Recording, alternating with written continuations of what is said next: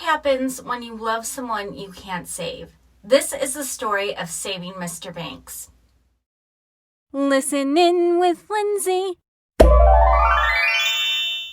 Hey guys, welcome to today's episode of Listen In with Lindsay. I'm your host Lindsay, an award-winning singer and voice actress who loves talking all things music, cartoons, TV, anime with you. If you do enjoy my content, don't forget to like, share, subscribe, and comment to keep up to date with all of the fun.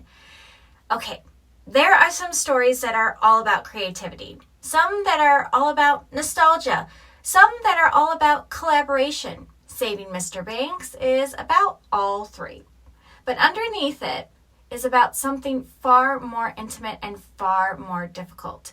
What happens when a child loves a parent who cannot be saved in real life and thus grows up trying to save them in fiction instead? Ooh, this is not a story about Mary Poppins.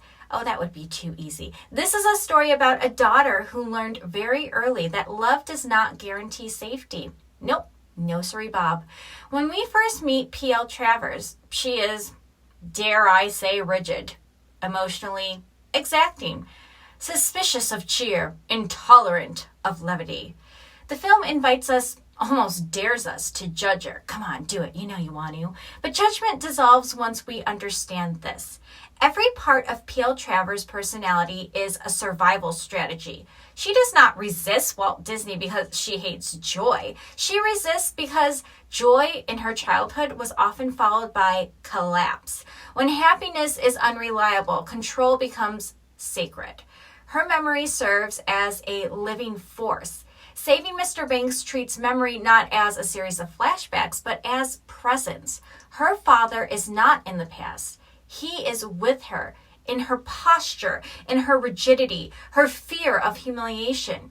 He, however, was charming, gifted, overflowing with imagination. Sounds like a pretty cool guy. And fatally unable to live up to the world he imagined. Tragic.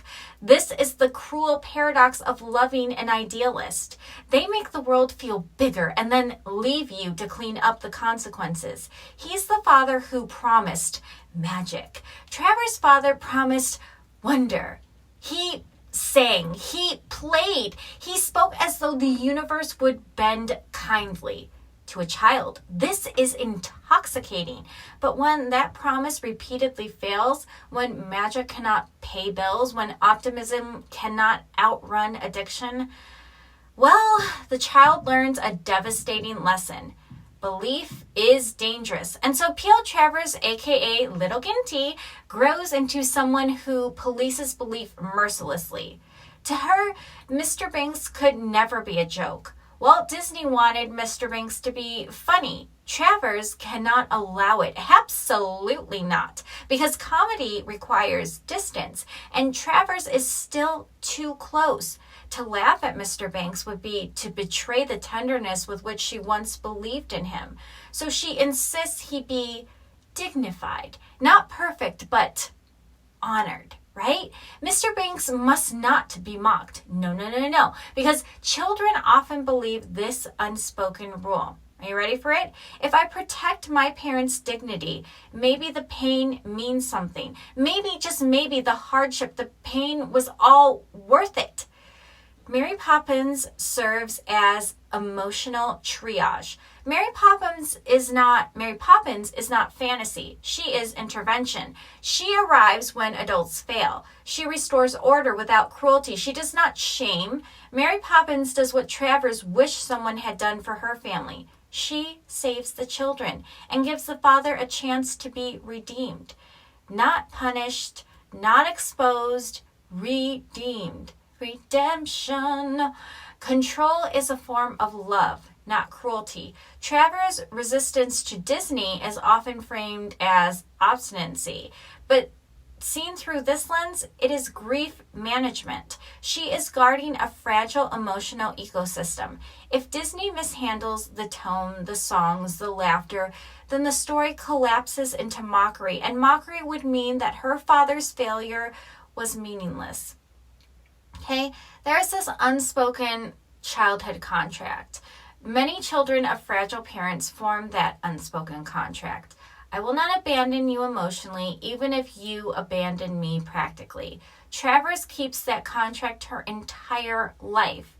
She becomes the adult who never forgives carelessness, because carelessness once destroyed something precious. She becomes the adult who edits joy, because unedited joy once promised too much.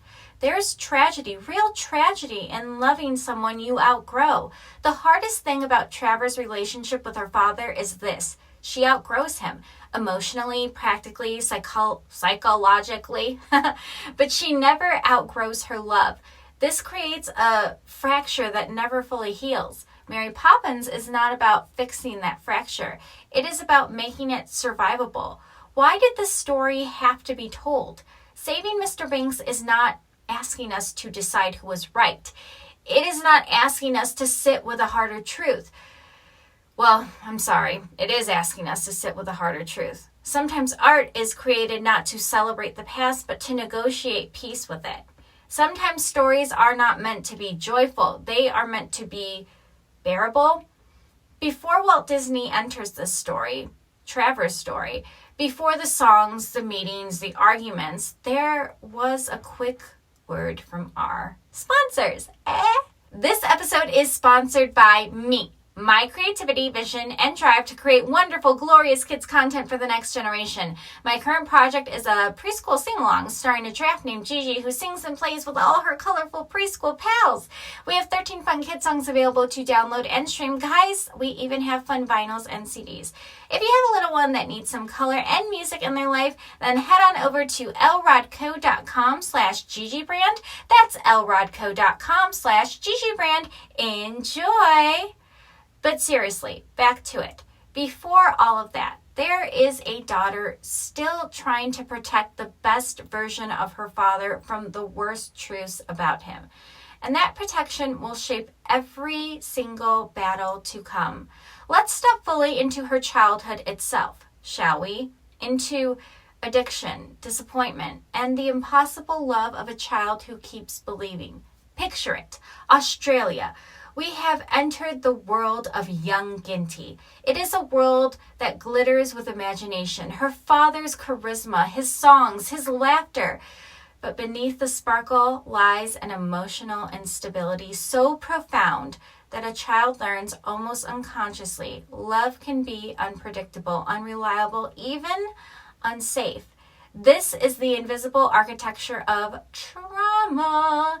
Attachment is formed in early life. It shapes the rhythm of our hearts, the architecture of our mind. And when that attachment is insecure, when the person you depend on is inconsistent, intoxicated by mood or circumstance, children internalize uncertainty as a constant state. P.L.Travers grows up believing love exists. Yes, of course, but only if she guards it, edits it, controls it. The insecure attachment pattern. Let's get into it, shall we? Okay. Attachment theory divides bonds into secure and insecure. Secure attachment says, I am safe, I am seen, I am allowed to fail. Insecure attachment whispers, you must anticipate disappointment. You must perform. You must be vigilant because the adults you love might not and most likely will not protect you. Travers' childhood is classic anxious avoidant territory. She loves her father deeply, but she cannot trust that his love is reliable.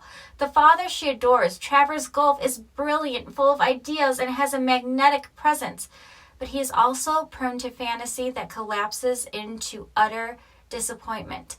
Emotionally fragile, a chronic drinker.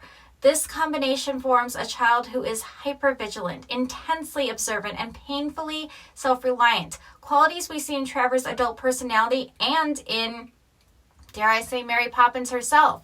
Let's dissect hypervigilance and control.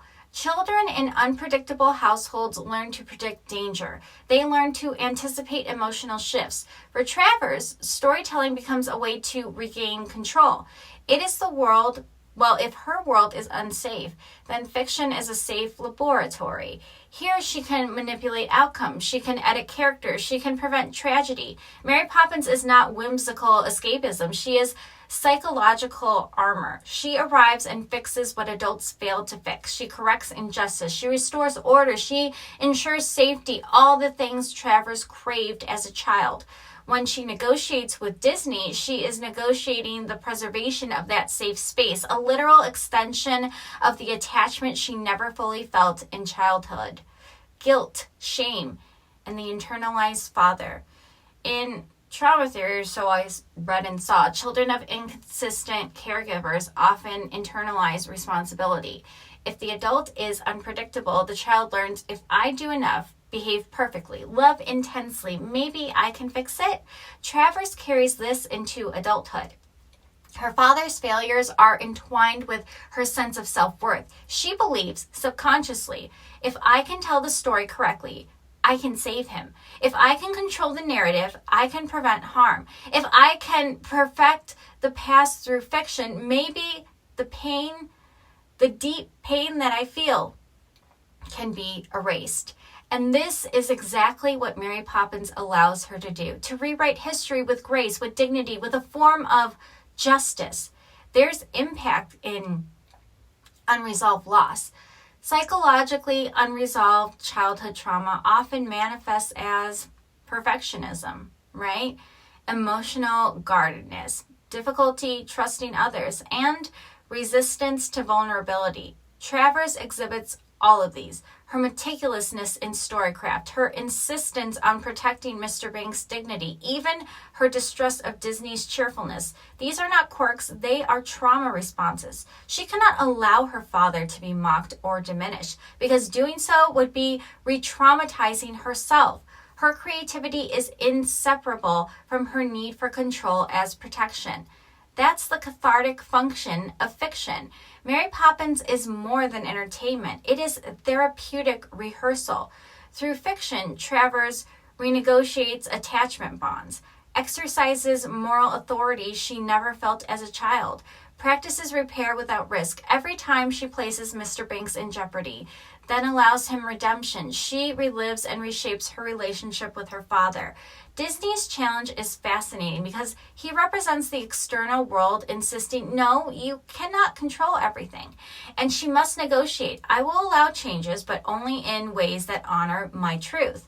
This is why Saving Mr. Banks resonates on a universal level. Most of us carry invisible childhood contracts with our caregivers. We attempt to repair what was broken. We protect what we loved, what we cherish. We shape our adult lives around unfinished emotional business, right?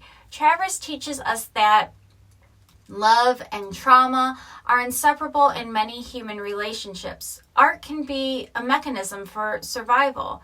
Healing can be recursive. It often loops back through imagination. And the brilliance of the story is that she survives these loops, and in doing so, transforms trauma into enduring, shared joy. So, when we next see Walt Disney enter the narrative, remember this. He is not just a foil or a creative adversary. He is the world insisting on optimism, joy, and collaboration.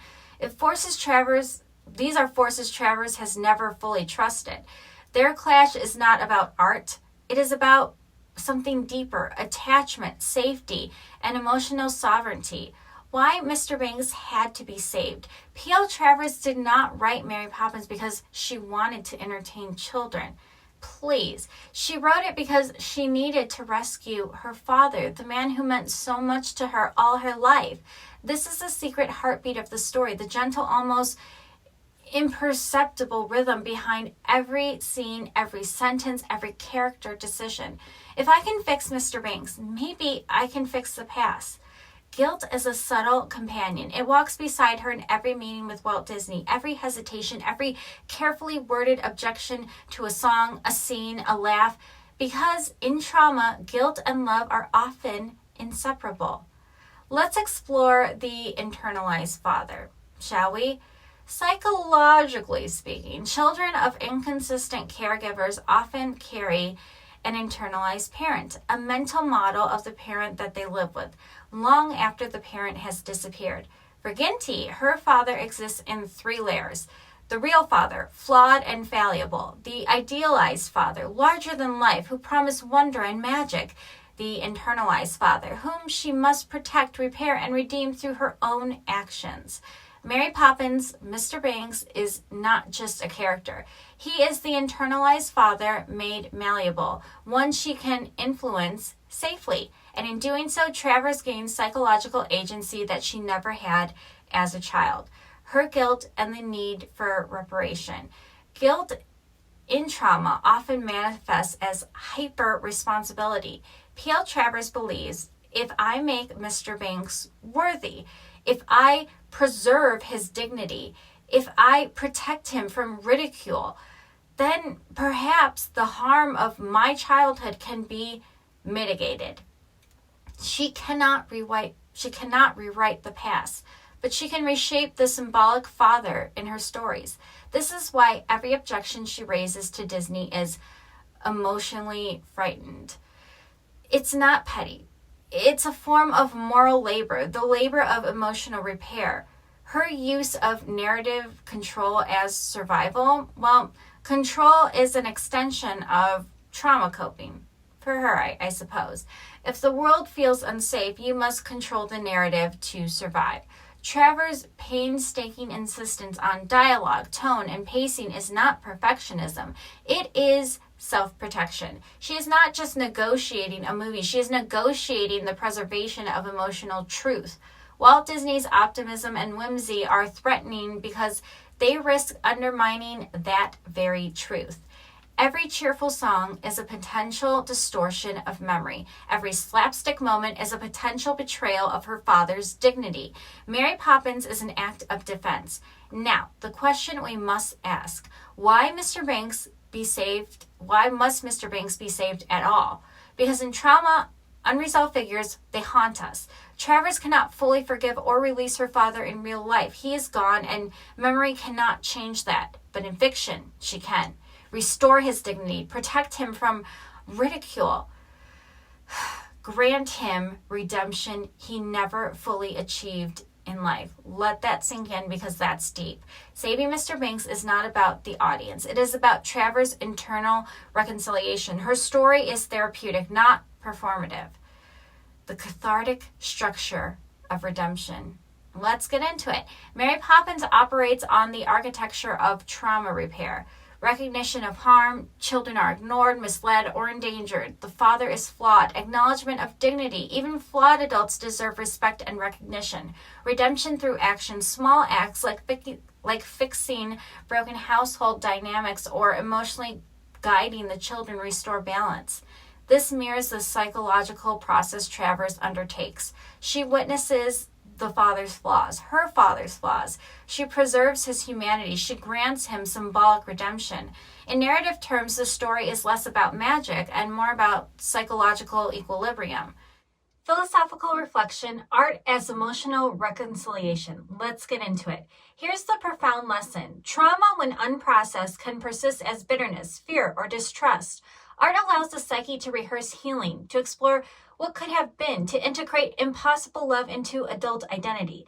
Mary Poppins is a moral sandbox. Travers tests outcomes, practices forgiveness, negotiates boundaries, reclaims agency. Her story is not fantasy. It is carefully engineered emotional survival. So when Walt Disney enters the picture, it is not a simple clash of personalities. He is the external world saying, we cannot give you perfect control. We cannot grant absolute protection.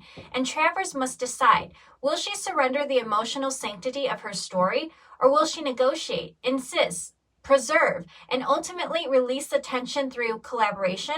Her journey with Disney is therefore psychologically rich and philosophically resonant. It is about balancing trauma-driven control with the necessary compromises of real life. When P.L.Travers meets Walt Disney, it is easy to reduce their clash to a classic story of artistic integrity versus commercial ambition. But beneath the surface, it is a meeting of two people shaped profoundly by fathers, trauma, and loss. Travers carries the weight of disappointment, of fragile attachment, of a father who failed to protect her in childhood. Disney carries the weight of optimism, performativity, and a compulsive need to improve the world through storytelling, a kind of idealized fatherhood projected outward. Both are, in a sense, children of fathers who define the emotional rules of their lives, and their confrontation is not professional, it is psychological. Obviously, Disney's worldview is relentlessly positive. Am I right? Every problem has a solution. Every character deserves a happy ending. Imagination can overcome reality. To Travers, this is almost blasphemous. She has learned that life does not obey optimism. Promises collapse, magic fails, adults disappoint. Disney's sunny worldview is therefore both threatening because it risks rewriting her carefully preserved memories of her father, intriguing because it offers a model of hope she has never allowed herself. Psychologically, he becomes a mirror showing Travers what she avoids, but also what she could integrate. Negotiation and boundaries. Let's get into it, shall we? In trauma-informed terms, Travers exhibits high boundary vigilance. She scrutinizes every line, every tone, every movement. She negotiates her story fiercely. Disney, in contrast, is a low boundary optimist. He assumes collaboration requires compromise. He assumes trust in others' good intentions. Their interactions model the tension between hypervigilance and vulnerability. Travers learns slowly that she can trust some external guidance without losing herself. Disney learned slowly that structure, history, and fidelity to personal truth are not obstacles. They are lifeblood. These are the lessons they taught each other. Psychologically and philosophically, their relationship is a mutual apprenticeship of sorts. P.L.Travers teaches Disney that not all joy can be universalized, that trauma-informed storytelling requires care, that memory and love must be preserved, okay? Walt Disney teaches Travers, in turn, that optimism can coexist with reality, that laughter does not always betray dignity, that collaboration is possible without total compromise. They are, paradoxically, both children of fathers trying to teach each other how to be adults. When we think about control versus trust, at its core, their struggle is the human tension between control and trust. Travers' trauma taught her control was survival. Disney's optimism taught her trust was possible. The philosophical lesson here is profound. We cannot undo our past, but we can allow the present to challenge the rigidity our past instilled. Through their collaboration, Travers realizes she can release some control without surrendering truth. Disney realizes he can respect boundaries without abandoning joy. They create something neither could have made alone. Let's explore their cathartic interaction and mutual growth. This is why Saving Mr. Banks works on such a deep psychological level. Every negotiation, every objection, every argument about a scene or a song is a mini therapy session. Travers is testing, can I let someone else in without losing the integrity of my memories? Disney is learning, can optimism survive the hard truths of trauma? The resulting film, The Mary Poppins We Know, reflects both of these lessons in a beautiful way. It preserves dignity, it celebrates wonder, it reconciles trauma and hope, right? Art becomes the medium through which mutual learning is enacted. And so, did Walt Disney have a positive influence on P.L.Travers? I thought about it, and yes, but not in the way she expected. He did not erase her trauma. Obviously, no one can. He did not rewrite her memories. I mean, the past is the past. He did not force her optimism. Instead, he invited her to integrate joy and control, to allow collaboration without losing self, and to experiment with emotional reconciliation in a public medium. And Travers? Well, she taught Disney the weight of memory, the necessity of nuance, the moral responsibility inherent in storytelling. Mary Poppins is often called a children's story, a cheerful tale of magic and whimsy. But for P.L.Travers, it was neither simple nor cheerful. It was therapy, ritual, emotional excavation. Every line, every song, Every interaction between Mr. Banks and the children and Mary Poppins is a careful rehearsal of memory, grief, and desire for repair. She is performing page by page a dialogue with her father, a negotiation with her own past, and a confrontation with her unresolved trauma all at once. Trauma theory teaches us that narrativization is a powerful coping mechanism. And indeed it is. When life events are too chaotic, too painful, or too unpredictable, creating a controlled story allows the mind to process. For Travers' golf, his drinking habits, and unreliability were sources of deep anxiety for his daughter. His charm and imagination were sources of longing and hope. Mary Poppins allows her to integrate these contradictions. The father figure in the story is flawed, but redeemable. The children are protected, nurtured, and guided. Love is imperfect, but honored all the same. In short, Mary Poppins is a controlled space where trauma can be rehearsed and healed. Catharsis in the classical sense is the purging of emotion through art. For Travers, the act of writing and defending Mary Poppins was cathartic in multiple dimensions. Emotional rehearsal. She could repeatedly revisit her father's failures in a safe space. Redemptive power. She could symbolically repair what was broken. Autonomy, assertion. She could control the narrative, something denied to her as a child. Every negotiation with Disney is an extension of this process. He cannot intrude upon the integrity of her emotional rehearsal without forcing her to confront and defend her past. Through this, the creative process becomes psychological labor and emotional repair. Mary Poppins achieves a delicate balance between trauma and optimism. Mr. Banks' flaws remain visible. He is human, fallible. The children are safe and guided. Order is restored. Joy and wonder are preserved, but only where they do not threaten memory or dignity. Psychologically, this reflects trauma integration. Confront what was harmful. Preserve what was precious. Create a coherent narrative that allows life to continue. For Travers, this is not compromise. It is reconciliation. Yet catharsis carries duality. Mary Poppins is simultaneously healing. She offers symbolic redemption and safety, constraining. She freezes the past in a particular light, preserving control. This tension mirrors the real work of trauma resolution. We cannot change the past. We can only interpret it, honor it, and allow it to shape us without destroying us in the end. Mary Poppins allows Travers to do exactly this, to exert agency over memory and legacy. The profound philosophical lesson is this: art is often not about joy alone. It is also about survival. It is about finding structure in chaos, dignity in imperfection, and redemption in memory. P.L.Travers' Mary Poppins is not a fairy tale. It is a carefully constructed psychological lifeboat designed to navigate the turbulent seas of her childhood. Disney's role? Optimistic, collaborative, persistent, does not dilute this. It challenges her to let a little trust in. It forces her to practice resilience in a social, negotiated space rather than a solitary one. And this, ultimately, is the catharsis.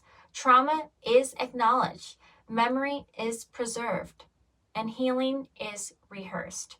Joy is cautiously allowed. So, was creating Mary Poppins cathartic? Obviously, yes, 1,000 times yes, but it was not instantaneous. It was not uncomplicated. It never is, right? It was a slow, deliberate process of integrating pain, negotiating trust, preserving dignity, allowing hope, right? And it is through this lens that Saving Mr. Banks resonates beyond a movie about filmmaking. It is a meditation on trauma, attachment, and the transformative power of art. Let's step back and look at the central dynamic of Saving Mr. Banks, not as writer versus producer, but as two adults shaped by incomplete childhoods, learning from each other. P.L.Travers carries trauma and attachment wounds, obviously, hypervigilance, control, and suspicion born from unreliable caregiving. Walt Disney carries optimism and performative joy, traits learned from a father who instilled possibility and wonder, yet perhaps overlooked boundaries and emotional nuance. Together, they become a laboratory for human psychology in creative collaboration. They are, in essence, two children of fathers, teaching each other what adult attachment and trust can look like. What Travers taught Disney, ultimately. Travers' lessons are subtle but profound. She teaches Disney dignity matters, even flawed characters deserve respect. Mockery can be traumatic. Humor without care can injure the psyche.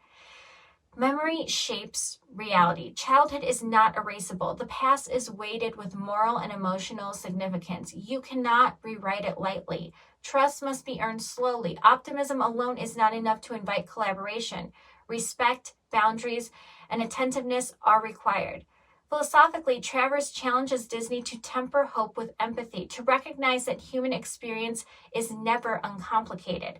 Optimism is valuable, but it must coexist with the careful stewardship of memory and emotion. What did Disney teach Travers? Disney's lessons to Travers was no less important. He models optimism as a tool, not a betrayal. Joy does not erase trauma, it complements it. A narrative can be hopeful and still honor difficulty. Collaboration is possible. You can allow someone else into your process without losing your own agency. Compromise does not equal surrender. Trust can be practiced, incrementally, of course. Letting someone take part in your story does not have to destroy it. It can enrich it. Psychologically, Disney teaches Travers to experiment with vulnerability, to practice trust in a controlled environment, and to see optimism as a companion rather than an intruder. Their relationship can be seen as a psychological dance, a negotiation between control versus trust, right? Memory versus adaptation, and trauma versus hope. Travers' attachment system demands caution. Disney's worldview invites risk, yet in the process, both learn the other's rhythm. Travers learns that Disney's optimism is not trivializing her, nor her past. It is a co-constructing hope alongside memory. Disney learns that Travers' rigidity is not obstinacy. It is a scaffold built from survival and love. Philosophically, this is the core insight. Adults can teach each other emotional skills that childhood did not provide. By the end of the story, Travers' trauma is not erased, but it is acknowledged and integrated into a living narrative. Disney's optimism is not naive. It is tempered and humanized. They co-create a work that is more than the sum of its parts, right? Mary Poppins preserves dignity, honors memory, and celebrates joy. Travers and Disney, in doing so, enact a mutual repair of emotional models for each other. This is the rare form of human learning, the adult apprenticeship in psychological growth. It's beautiful. Now, let's take a philosophical reflection, the art of interdependence. We all need each other. So their dynamic illuminates a larger philosophical truth. Healing is rarely solitary. Wisdom is rarely unidirectional. Creativity flourishes where boundaries are respected and vulnerability is practiced. The story asks us to consider this. Can we allow others to touch our pain without compromising it? Can we share hope without erasing complexity? Can art be a vehicle for mutual emotional growth? In Saving Mr. Banks, the answer is yes, but only because both parties were willing to teach and be taught simultaneously. You have to let the other in. So Travers and Disney did learn from each other, psychologically, emotionally, philosophically. She gained trust, optimism, and a space to practice vulnerability. He gained nuance, empathy, and respect for the weight of memory. Together, they prove that even adults shaped by incomplete, traumatic, or idealized childhoods can learn new ways to relate, create, and heal. Okay, let's take a deep breath and step back. What we have been following is not just a story about a movie. It is a story about so much more. A child's fragile attachment to an inconsistent father. It's sad. Trauma that shaped identity, creativity, and trust. The power of narrative as a mechanism of emotional survival. the possibility of learning and growing even in adulthood. P.L.Travers' life and work are a map of resilience. Every objection to Disney, every insistence on fidelity, every act of negotiation was a ritual of preservation of memory, dignity, and love. At the heart of this story is trauma transformed into art. It's beautiful. Her father's flaws left her hyper-vigilant, protective, and deeply sensitive, even if you can't see it from the outside. Her father's charms inspired imagination, wonder, and longing. Mary Poppins becomes the bridge between these polarities: order and chaos, failure and redemption, love lost and love honored. Through storytelling, Travers is not merely writing, she is rehearsing reconciliation with a father she could never fully control or save in life. Disney enters as both a mirror and a teacher. He challenges her perfectionism, forcing her to confront what can and cannot be controlled. He models optimism as a form of resilience, not trivialization. I think that's how you say it. He demonstrates that collaboration and trust can coexist with memory and integrity. Their dynamic shows that even adults shaped by trauma can learn mutual empathy, negotiation, and trust. This is not just professional collaboration, it is psychological apprenticeship where emotional growth is enacted through creative work. Mary Poppins, then, is the culmination of Travers' inner work. Trauma acknowledged, the father's flawed, absent, and human. Memory preserved, dignity and love are honored in the end. Healing rehearsed. The story allows her to practice reconciliation at the highest form. Hope integrated, joy, whimsy, and wonder coexist with grief. Catharsis is achieved, not in erasing pain, never, but in structuring it into a narrative that allows life to continue. The creation of Mary Poppins is therefore psychologically and philosophically significant. It transforms private trauma into universal art. It demonstrates the interplay of control, trust, and collaboration. It models resilience and attachment repair for both creator and audience. If we step back, the story of Saving Mr. Banks is a meditation on the human capacity for repair. Trauma shapes us, yes, but does not define the limits of our growth. Loss and disappointment can be translated into care, imagination, and empathy, both for yourself and for other people. Healing is rarely solitary. It often requires a dialogue, negotiation, and mutual learning. Art can serve as both mirror and laboratory, where the impossible past is honored, reframed, and reconciled. Travers and Disney teach each other that love, trust, and creativity are inseparable, and that legacy is born from both memory and imagination.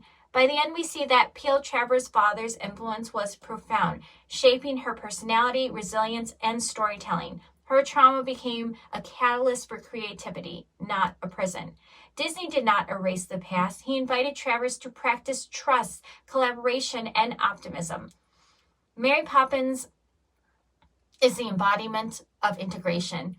Imperfect, loving, imaginative, and enduring. The story leaves us with a simple but profound truth. Healing, growth, and legacy are acts of courage. They require honesty about our past, openness to others, and the willingness to create worlds where the fragile, the flawed, and the loved can coexist. And in this space, we realize P.L.Travers didn't just save Mr. Banks. She saved herself, her memory, and her capacity to love through creation. Now, let's take another deep breath. Let the story settle. P.L.Travers, Walt Disney, and Mary Poppins are no longer just characters or creators. They are companions in reflection. Her father's memory, her grief, her resilience, they are threads woven into a tapestry of creation and healing. Disney's optimism, his patience, his willingness to meet her on her terms, they are mirrors of hope. We do not rush, we do not analyze, we simply sit with the gentle rhythm of memory, art, and reconciliation. Imagine the blossoms in Ginty's childhood garden. Some bloomed early, some late, some in shadow. She learned to see them all, not as failures, not as mistakes, but as parts of a whole. Mary Poppins is that garden in narrative form. Every imperfection is honored. Every loss is acknowledged. Every moment of joy is allowed to linger in the deepest parts of her soul. And you, watching, listening, reflecting, are invited to that calm space. Inhale, dignity preserved. Exhale, hope integrated. The past is held gently. The present is safe. The imagination is free. Trauma shaped her, yes, but it did not define her. Memory guided her, yes, but it did not confine her. Collaboration, challenged her, yes, but it also taught her trust. Art became her sanctuary. Mary Poppins became her rehearsal for healing. And through creation, she learned what we can all learn in the end. That resilience is the quiet strength in imperfection. That hope is not the denial of grief, but the companion of it. That legacy is built in the balance between what was lost and what is made anew. And in this moment, there is nothing to fix, nothing to change. There is only calm. There is only reflection. There is only the gentle, unhurried heartbeat of understanding. It's really beautiful. Thanks so much for joining me on this creative, cathartic journey, and I'll catch you on the next one. Bye! Listen in with Lindsay.